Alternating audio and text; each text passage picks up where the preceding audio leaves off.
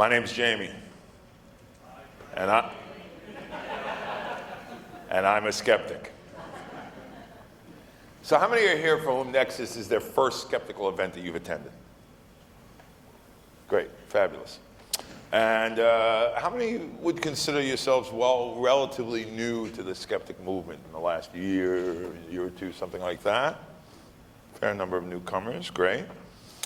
And how many are not particularly a member as yet of any particular skeptic organization? Mm-hmm. All right, so definitely some new blood. And at the other end, of more experienced folks, how many of you have been to Nexus before this one? Oh, a lot, that's wonderful. I like that. And out of curiosity, how many have been to TAM? Also a lot, terrific. Well, for those who haven't, I hope you'll join us in Las Vegas this July for the world's biggest skeptic and rational inquiry, critical thinking conference. Welcome to all of you. Nexus is a conference about science and about skepticism, so I'd like to chat with you a bit here today about the skeptic movement, about my own personal experience and history, along with the history of the movement itself and what has become known as scientific skepticism, a phrase first coined by the late Carl Sagan. Sagan was a shining light in the modern skeptic movement and the author of what I consider to be one of my favorite foundational texts, A Demon-Haunted World, a book I invariably recommend to budding skeptics and to anyone curious about the nature of scientific skepticism and the scientific worldview. It was Sagan's final book. He knew that, and it was his deliberate and explicit last words on Earth about what he believed and how he saw the universe, and so that no one could distort his view afterwards, after he was gone, and I recommend it. I've been a skeptic for almost as long as I can remember. There's a story I've sold in several places, including at the Story Collider event last year. You can find it online too, about being at the World's Fair in Flushing Meadow, New York when I was about 11 years old. And I'd already been doing magic for several years, and I ended up figuring out basically that the IBM Pavilion had scammed me out of a couple of weeks of allowance money with a phony computerized handwriting analysis. And although I didn't know it at the time, I could look back on that and I see that as a defining moment of sorts, a moment when my already consuming interest in magic crossed circuits with my fascination with science and my admiration for Harry Houdini's work as a psychic buster, and crystallized my worldview as that of a skeptic. But of course, not quite yet as an activist, movement-oriented skeptic, just as a personal skeptic. And while from earliest childhood I was both a science geek, a science buff, and a budding amateur magician, it turns out that the connection between magic and critical thinking goes back a long way. And although I didn't know it at the time, I was already setting out on a path long tread by my conjuring forebears. More than 4 centuries ago, in 1584, a barrister by the name of Reginald Scott authored what is now considered to be a classic Elizabethan text entitled The Discovery of Witchcraft. And in Elizabethan usage, that word discovery meant sort of explication of. And it was a book of rational inquiry and skepticism of a specific sort, skepticism about charges of witchcraft in Jamesian England. Now, consistent with his time, Scott wasn't quite ready to say that witches didn't exist, but importantly, he questioned the evidence that was being presented in favor of those claims. And to me, and he pronounced himself highly skeptical of that evidence, and to me that makes Scott a pioneering skeptic. Some of his conclusions or beliefs might have been wrong, but his approach to the thinking process was right, and courageous too. And that, in a nutshell, captures a lot of what the skeptical movement is about, what it's always been about. Not about what personal beliefs we hold as individuals, not about what personal conclusions we've reached, but rather about how to think. And I'll be coming back to that idea again. Now, as an example of Reginald Scott's argument about how easily people can be deceived, he included a brief chapter, about 22 pages, of magic tricks. He probably was interested in magic himself, but he certainly also used the assistance of a French magician who was working in London at the time to help him write the chapter. And magicians still draw today on some of the tricks and principles described in that book. But the point is this relationship between magicians and critical thinking and skepticism goes back a very long way. It was codified, perhaps for the first time in print, in Discovery of Witchcraft. So when I was 11 years old and that connection became real for me, I was actually following in a centuries-old tradition. That relationship between magic and critical thinking comes to a quite visible public head some 300 years after Reginald Scott, during the heyday of spiritualism in the mid-19th century, seances and so on. During this period, many magicians, both in the US and in England, became, and exemplified by my boyhood inspiration, Harry Houdini, became prominent and controversial figures in the public eye by exposing and debunking the methods of fraudulent mediums. By the time of Houdini's death in 1926, the use of physical phenomena, ghostly apparitions, spirits writing on slates, and all of this kind of thing, had pretty much come to a crashing end. When you offer physical evidence of the supernatural, you tend to get caught a lot. And Houdini caught plenty of these fakers and con artists, sometimes attending as many as 100 seances in a single year. Seance apparitions mostly happened in extreme darkness. And Houdini would attend a seance in disguise, wait until the right moment when the spirits were really acting up, and light a match. And then presto, suddenly it turns out it wasn't the spirits, it was the seance medium, caught red-handed, standing there in the matchlight, waving a tambourine around at the end of the stick, or pretending to puke up ectoplasm. It turned out to be a piece of cheesecloth doused in luminous paint. Oops. So by the time of his death, Houdini was no longer just famous as the world's greatest escape artist, he had also become the world's most famous paranormal investigator. John Rennie, former editor-in-chief of Scientific American magazine, previous Nexus speaker, he likes to recount in public lectures, and with some pride, I think, the historic relationship between Siam and Houdini and the birth of parapsychology as an alleged science.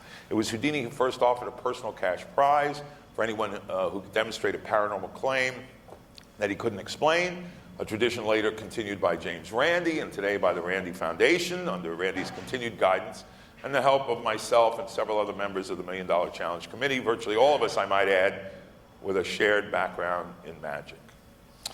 But while by the time of Houdini's death in 26, the use of physical phenomena as evidence of the supernatural had evaporated, about 50 years later, out of the Middle East came a new flavor of extraordinary claimant, a self-proclaimed psychic who would offer renewed physical evidence in the name of paranormal ability, supposedly endowed by beings from another planet, that was his story, who had gifted him with the ability to bend silverware and keys with the power of his mind. His name was Uri Geller. Now, when I was a little boy, I remember watching The Amazing Randi on television on a popular local New York area Sunday children's show called Wonderama, hosted by Sonny Fox. And Sonny spoke at the Amazing Meeting a few years ago, and I was absolutely thrilled to get a photo taken with him. He did the best game of Simon Says any human has ever done. Years later, when I was in my early 20s, many years later, in my early 20s, Randi wrote a book called The Magic of Uri Geller that changed my life. And I still prefer that original title to the later reissue as The Truth About Uri Geller, which is still in print, and we also offer it now as an ebook from JREF, because that one word of the original title to me tells the whole story. Magic of Uri Geller, as in tricks. So simple and direct and blunt.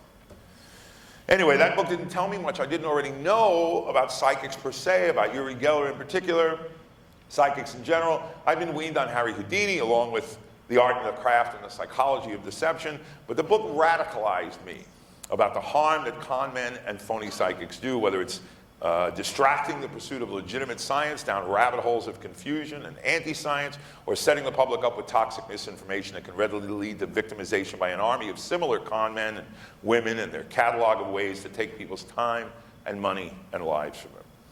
So I would go into bookstores, major bookstores that didn't carry Randi's book on Geller, and I'd have them order it to get it onto their shelves and buy 6 copies and then give them away. And then when they were gone, I'd go to another store and get them to order it and buy another 6 copies and give them those away and so on. And that book infected me with what my friend DJ Grothe, president of the Randi Foundation, refers to as the righteous indignation that fuels so many of us in the skeptic racket. In a talk DJ presented here at Nexus, he said this about us skeptics, quote, "We are responding to an ethical imperative that most of us feel. It's something we express when we rage against a huckster or a charlatan. It's obvious that skepticism is not just about what's true and what's false, but about what's right and what's wrong. When we get riled up because a huckster is peddling a quack medicine, it's because quack medicine harms people, and we know it is wrong to harm people." So in the 1970s, just like Houdini had done almost a century before, now it was Randy who stepped forward to battle that dragon of pseudo-psychic con artistry, protecting himself with the armor of a special expertise in deception and attacking with the sword of rational inquiry.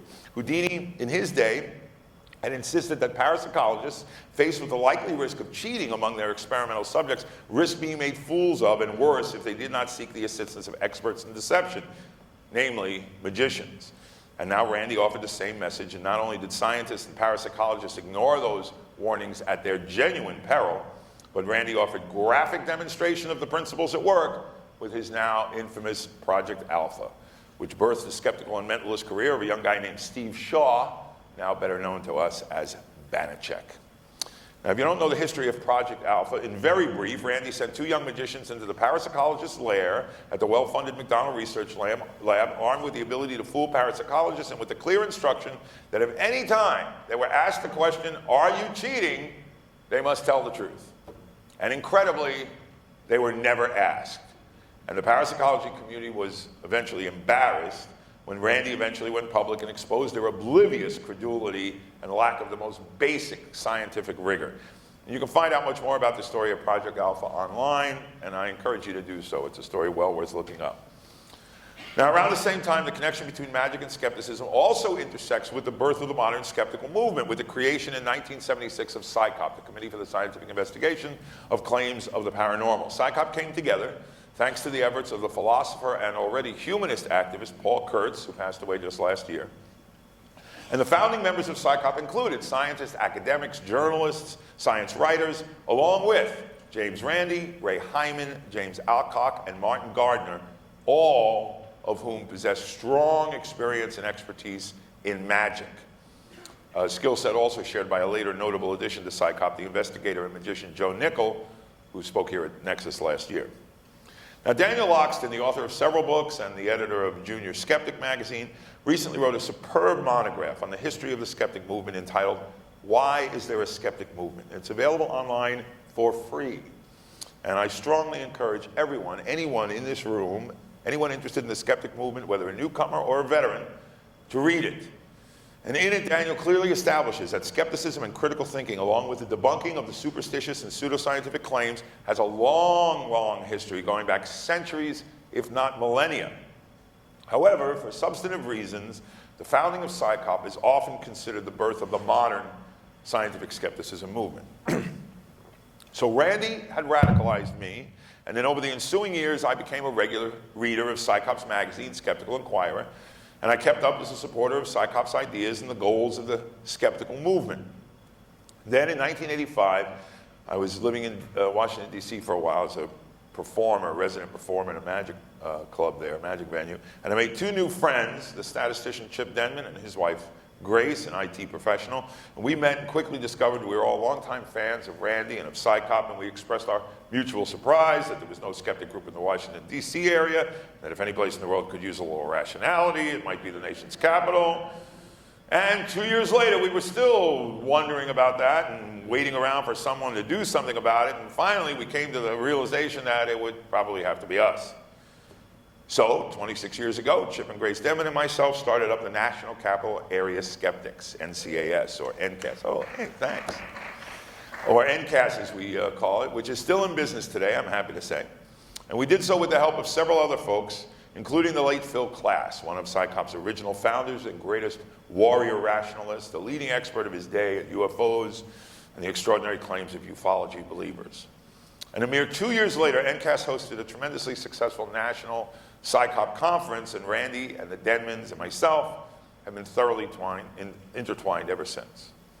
Now, indeed, we never would have guessed all the way back then that we would end up sharing duties on the committee that runs the $1 Million Challenge, nor that Chip Denman would end up as a member of the board of the Randy Foundation today, or myself as a recently appointed senior fellow. And if I'd been able to predict any of that, I might have collected the million myself. Now, from the day I began to organize the National Capital Area Skeptics, I had to start to figure out what my organization was about, what it was going to concern itself with, and what are the many issues that I am interested in and care about in the world, and what I wasn't going to concern itself with. I joined the bylaws committee of the fledgling National Capital Area Skeptics, and I had to figure out what it was that we stood for as a skeptic organization. Not only what we had in common as part of a national and international movement, but also where we might differ, for example, with the manner in which PsyCop was organized, and we did, and some of its own approach to the issues, despite its profoundly influential leadership position.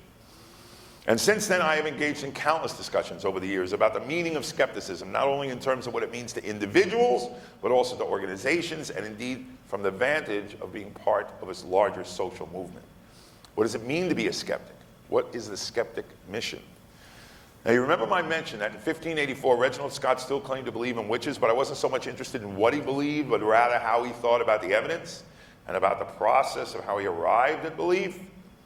Well, in short, I believe that's what scientific skepticism is about. I believe scientific skepticism is about a way of thinking. It is about how to think, and it is not necessarily about what to think. And I believe that the great and distinct foundational traits of the skeptical movement come down to advocating this way of thinking, what I think of as consumer advocacy for the scientific method, along with consumer protection against the very real dangers of pseudoscientific and paranormal claims and the fraud, intentional or not, that often goes with those claims. This is not just where skepticism as a movement comes from historically, but these are distinct subjects and skill sets that skeptics are expert in, or should be. And these are missions that no one else, no other movements or organizations address with our level of commitment and our particular consistency and expertise. And I did not invent these ideas. Consider, for example, the mission statement of the original skeptic PsyCop, now known as CSI. I guess those people don't watch a lot of television.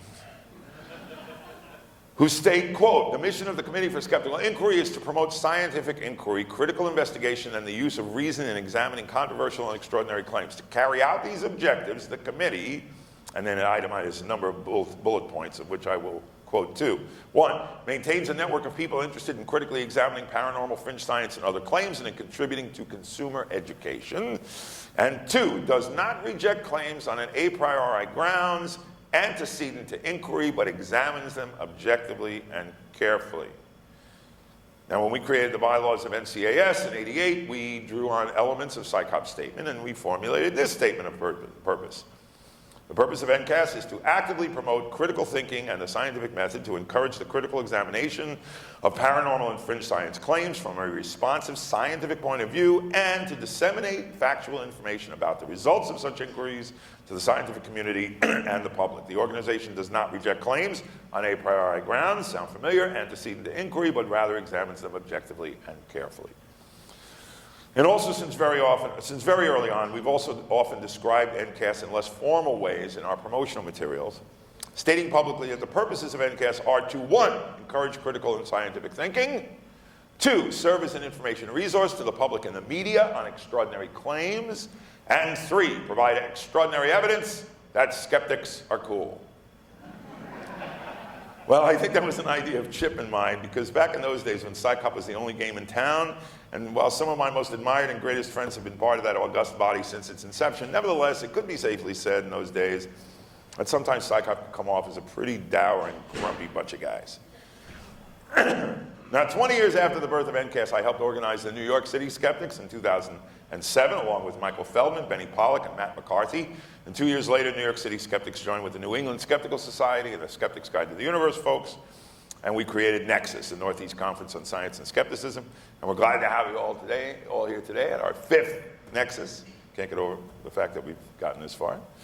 And here's another example from my firsthand experience, the mission statement of the New York City Skeptics. Quote, New York City Skeptics is an all-volunteer 501c3 educational nonprofit that promotes critical thinking, skeptical inquiry, and science education among the general public. Period. Short and sweet. 501c3 things. The 501c3 thing is right there up front because that's what happens to one of your founders and first president is a lawyer. Hi, Michael. Kisses. Part of my intention in presenting these ideas to you, I should say, is not simply to fill your head with organizational perspective and boilerplate, but rather to encourage you to consider what these missions and purposes might mean to you acting as an individual out in the world as a skeptic or as a supporter of the skeptical movement. I think these purposes might be your purposes as well. So I won't do many more of these. There's dozens you can find on the webs, but here's relevant to people and organizations I've worked with firsthand. Here's just 2 more. Here's the JREF mission statement. Our mission is to promote critical thinking by reaching out to the public and media with reliable information about paranormal and supernatural ideas so widespread in our society today. And if you go to the About the JREF page, then it says, James Randi Educational Foundation was founded in 1996 to help people defend themselves from paranormal and pseudoscientific claims. The JREF offers a still unclaimed $1 million reward for anyone who can produce evidence of paranormal abilities under controlled conditions. Through scholarships, workshops, and innovative resources for educators, the JREF works to inspire this investigative spirit in a new generation of critical thinkers. We need your help to create a world where everyone has access to the tools of science and critical thinking, and charlatans can't get rich by deceiving people. If that isn't the voice of Randy talking, I don't know what is. And finally, last but not least, here is the mission statement of Michael Shermer's Skeptic Society. Are you here, Michael? No? The Skeptic Society is a scientific and educational organization of leading scientists, scholars, investigative journalists, historians, professors, and teachers. Our mission is to investigate and provide sound scientific viewpoint on claims of the paranormal, pseudoscience, fringe groups, and cults, and claims between science, pseudoscience, junk science, voodoo science, pathological science, bad science, non-science, and plain old nonsense. I love that last part, it's good. Now, I might question the notion that any skeptic organization should call itself a scientific organization. We generally don't do much science firsthand ourselves, but rather promote it and educate about it. But that aside, here's how the Skeptic Society defines skepticism, which I think is very good. Quote, skepticism is a provisional approach to claims. It is the application of reason to any and all ideas. No sacred cows allowed. In other words, skepticism is a method, not a position. If you're not sure what I just said, you can look it up on the Skeptic Society webpage. There it is. Ideally, skeptics do not go into I'm still quoting, skeptics do not go into an investigation closed to the possibility that a phenomenon might be real or that a claim might be true. When we say we are skeptical, we mean that we must seek compelling evidence before we believe. Shades of Reginald Scott. So I think any self-described skeptic would do well to consider these mission statements and how they help to shape, direct, and motivate our movement.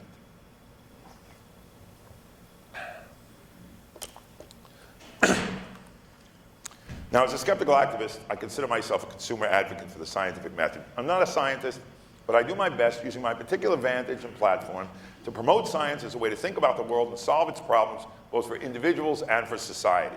Similarly, I am a proponent of critical thinking and rational inquiry. Along with the scientific methods, these are means of inquiry, ways to try to understand the universe and its workings. In the words of Barbara Drescher, who's here at Nexus representing the Randi Foundation, and has written extensively and articulately on this skeptic mission, quote, the skepticism movement is an organized effort to apply scientific skepticism to claims, thereby reducing the harm that belief in these claims cause. We apply skepticism to determine what is true. We use that information to reduce the dissemination of untruths. Okay, so I began by talking about the fact that magicians have been on the forefront of skepticism since before there was a skeptic movement, and part of what's interesting to me about that, both personally and historically, is that magicians fall right into the heart of the skeptic movement in a key list of relevancies that we should all understand and care about. Namely, our practical expertise in deception, and our moral standing in our profession as honest liars who are clear with our audience about the role deception plays in our work and how deception might relate to understanding the nature of testable claims out in the world. And skeptics are not only passionate about what is true, but also about what is morally right.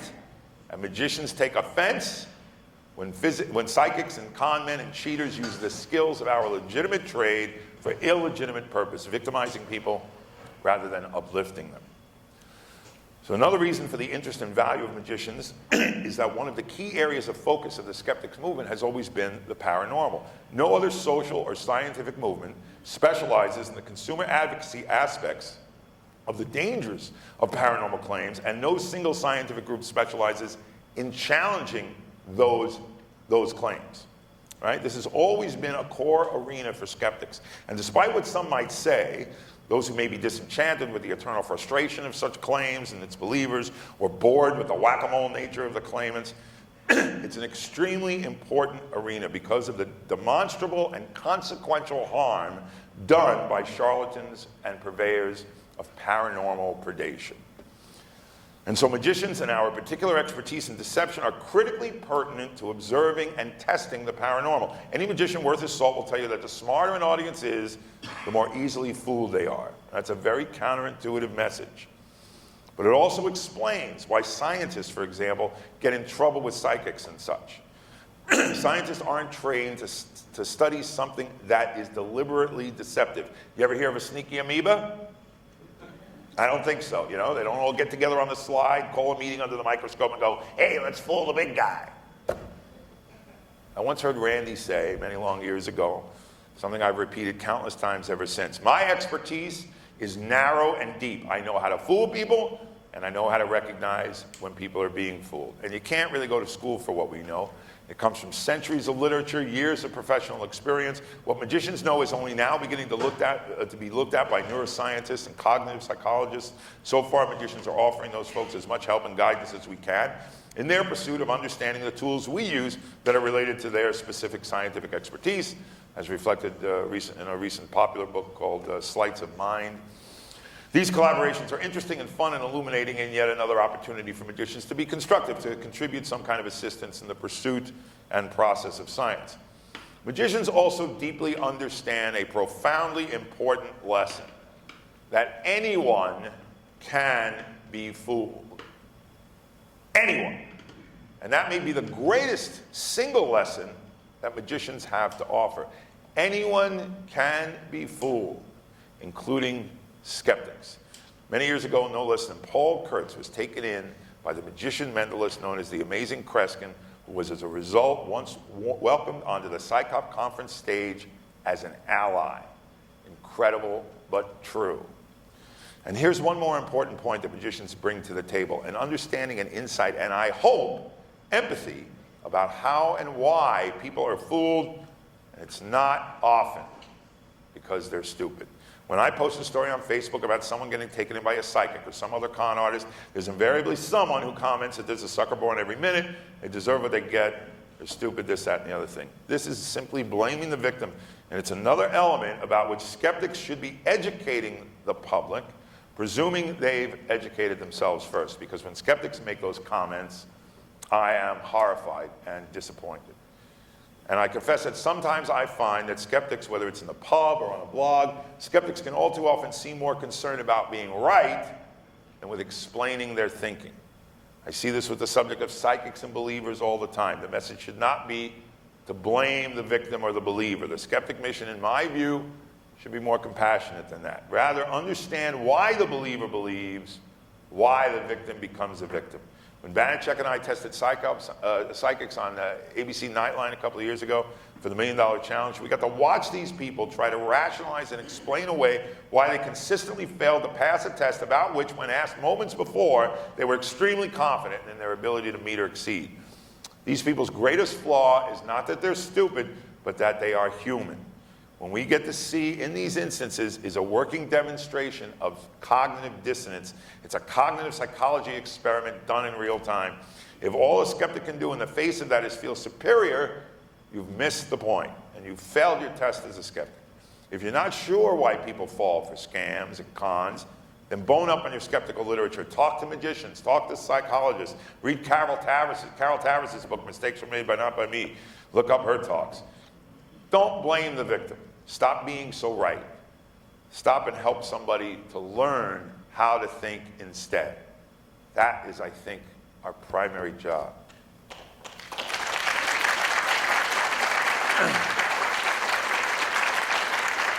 Thanks. I've mentioned the Randi Foundation's now legendary $1 Million Challenge a few times. Most of the people on the MDC committee have strong backgrounds in magic, including myself, DJ Grothy, Chip Denman, Banachek. We're all magicians to one degree or another. It rarely takes me very long in a conversation about paranormal claims and pseudoscientific claims and the like to mention that we offer a $1 million prize for anyone who can demonstrate a paranormal ability under mutually agreed upon test conditions. That's a fantastic and important, it's a potent rhetorical and educational device. I use it regularly. I hope you do too. There's blank checks out there for $1 million at the JREF table. Those are great. And that's exactly what the NDC is about, right? Testable claims. And to me, testable claims amounts to what is perhaps the most efficient two-word definition of what it means to be a skeptic and to be a skeptical activist. We step in on testable claims where no one else does because we do that well where no one else does because, and we care in ways that no one else does. As DJ put it to me once, what the topics in the canon have in common are consumer protection meets science education. That's the skeptic's unique work. Normal scientists don't have the time to study all these issues and tackle all these issues, and normal consumer protection folks lack the special expertise. And as Dan Loxton has pointed out, working scientists often also lack the expertise in the nonsense side of things. And he makes this interesting comparison. Quote, consider the example of debating creationism. In the past, creationists typically ran rings around biologists. This was not because scientists lacked knowledge of science, but because scientists lacked specialized knowledge of nonsense. That's where we come in. But no joke, the history, still quoting, the history and rhetoric of nonsense is a specialized niche area. It's our arena. Skeptics perform an essential public service when we concentrate on that, close quote. So skeptics tend to be particularly expert and capable when it comes to paranormal claims and also concerning testable claims, a foundational area for skeptics. Many skeptics and skeptic organizations have said that they are purely concerned with testable claims, whereas they hold no position on so-called faith claims. Not because we give faith claims our approval, but because arguing faith claims doesn't really get us anywhere. It's not our bailiwick. And there are others, humanist groups, atheist groups among them, already busy doing that, and in many cases already doing it well. And it's important that we all understand this distinction. The point is, if you believe in God based on faith, that's not a testable claim. It's outside the realm of testable claims. So we have no argument. But if you claim that prayer works, that's a testable claim, and that's where the skeptic enters the argument. This is a workable stance so far as it gets you, which is pretty far. Philosophically, it's a bit of a kludge, to use the computer slang. It's a practical, if imperfect workaround, because, all right, after all, if someone comes into the skeptic meeting and says they believe in ghosts purely on faith, or an ESP, or UFOs, or Bigfoot, or Loch Ness Monster, based on faith and faith alone, and they don't claim any of the so-called epistemological evidence, would we as skeptics give such folks a completely free pass? Probably not, I don't think so, but in reality, no one ever claims that. And similarly, it's pretty much a fiction that people believe in God merely on faith alone. It misunderstands the realities of faith and the complexities of belief. Most people will claim that they have arrived at these positions reasonably and rationally, and that they have evidence to boot. And they do have evidence. Whether it's the blind watchmaker or the working eyeball that might lead them to conclude it's all too complicated to be made at random, right? Now, we skeptics think that's not good evidence, sure, but that's not the same as saying it's not evidence at all, or they have no evidence, or they're not using evidence. You have to realize it is evidence of a sort. It's just weak evidence by the standards of critical thinking and the scientific method, which are our guiding principles. So our challenge is to help explain to people the difference between that kind of evidence and better evidence. That's what Reginald Scott was trying to say in 1584. And skeptics should, I believe, affirm and reaffirm our commitment to these foundational principles, these special strengths and areas of expertise, and not be embarrassed about our special areas of concern, and not retreat on these concerns, and not dilute our priorities in the name of subjects or problems that are somehow supposedly bigger or more important in the opinion of some critics. That's right. If you're new to the skeptic movement, you might be surprised to know that there are those among us who claim that the traditional skeptical canon somehow doesn't matter anymore. It no longer matters. The battle's been won. It's over. And ironically, those among us including even the late Paul Kurtz, who started Psych-Up. But I would strenuously argue that notion. I would ask, how can anyone claim that pseudoscience and the paranormal doesn't matter when significant portions of the American population believe in all sorts of pseudoscientific and paranormal claims? And just my last blog piece on JREF is about this poll that just came out about American voters and their beliefs in conspiracies, weird conspiracies. How can you say these core subjects and causes no longer matter when Americans spend billions of dollars a year on bottles of nothing that are labeled homeopathy? Billions of dollars that could make the world a better place if spent in any of countless other ways. How can you say pseudoscience and the paranormal isn't dangerous in the face of the anti-vaccination movement and the indisputable but horrifying fact that preventable diseases and deaths in children are increasing as a result of that stubbornly ignorant anti-science meme? Or the fact that a dowsing machine was used to try to find bombs that were killing American soldiers in Iraq, an issue that skeptics in general, and Randy in particular, were on the forefront of eventually putting a stop to it.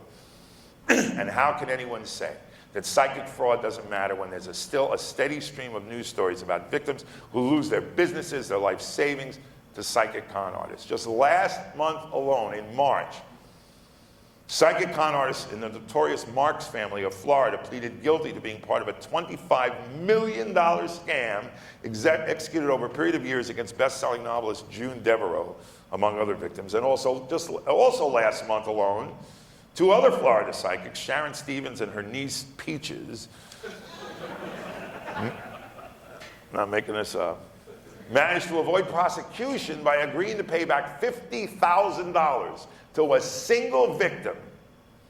And the niece, I believe, also avoided prosecution in 2011 by paying back $136,000 to another victimized couple. They have this much money just to pay back, okay? And then they buy their way out of the prosecution, which I understand because the prosecutor is trying to help the victims. Otherwise, the victims aren't going to see anything, right? And it should be obvious that these stories, the ones that manage to get reported in the press or even criminally prosecuted, are simply a small fragment of the cost that victims of psychic crime occur every year across the country and the world, and we never get to hear about most of them. Now, there are other movements that share the skeptics' core values about rational inquiry and the scientific method, but they're different in their focus.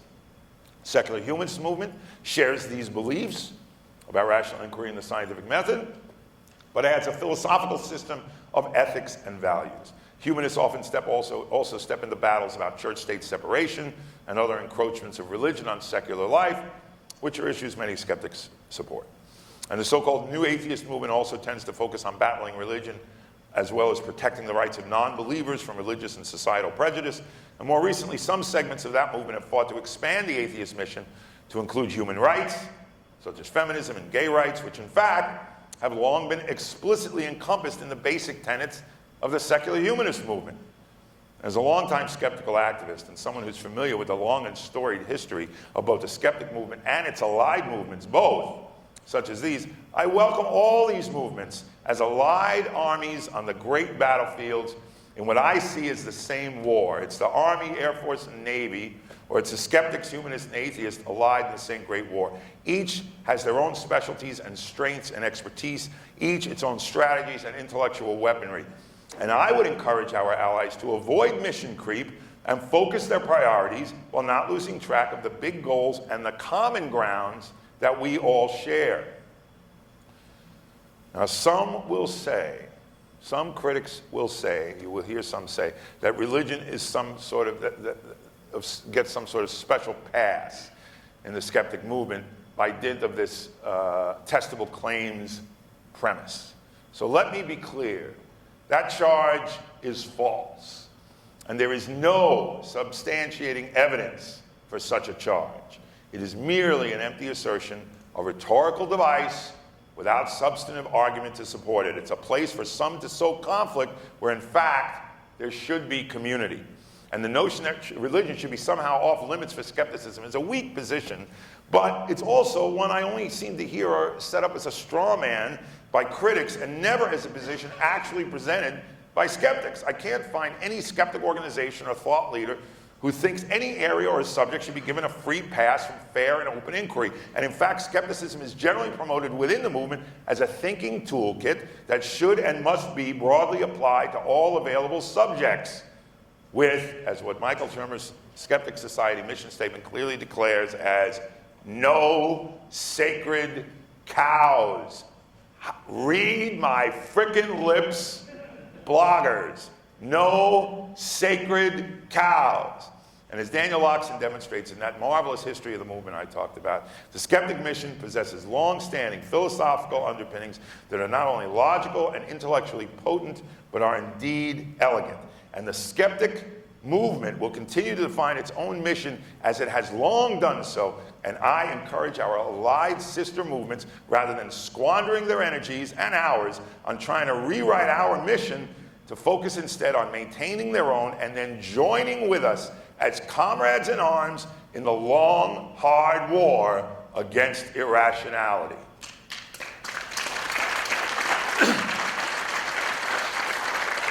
You know, I heard a story many years ago I've never forgotten, and if you saw my speech at TAM last year, which was partly some of the same subject matter here, I recounted this anecdote there. Isaac Asimov was asked by a reporter a question that many of us find ourselves constantly faced with. What's the harm? What's the harm in someone believing in something as seemingly as innocuous as, say, astrology?